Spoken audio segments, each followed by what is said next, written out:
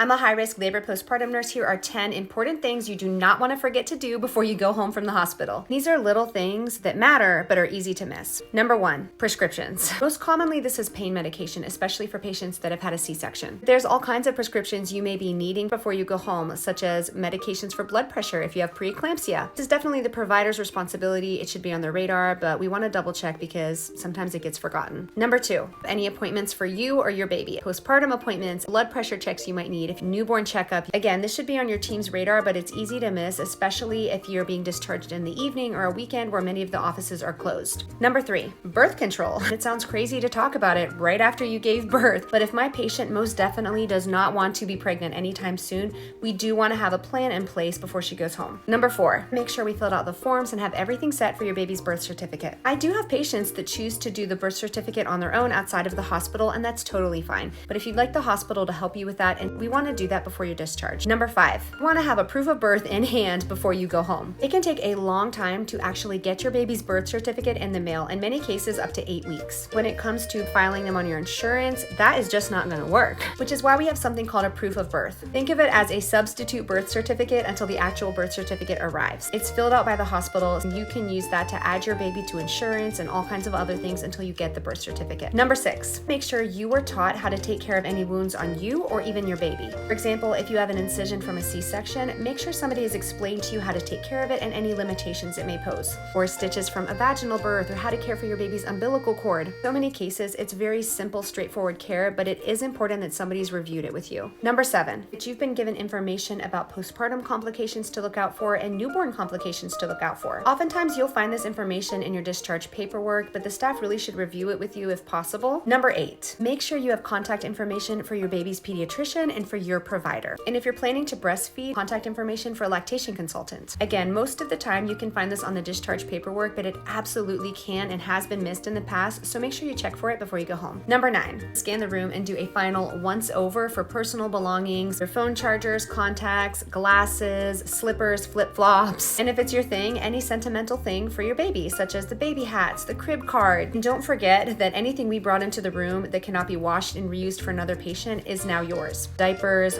wipes, pads. Number 10, if it's safe and if it applies for your situation, you may want to consider asking the nurse for one final dose of pain medication before you take that bumpy car ride home, such as Tylenol, ibuprofen, or if you had a C-section, it's probably something stronger than that. Again, if it's safe and if you think it could be beneficial for you on the ride home. So let me know if you'd like a part 2, and for more information on pregnancy, birth, postpartum, babies, give me a follow, check out my page.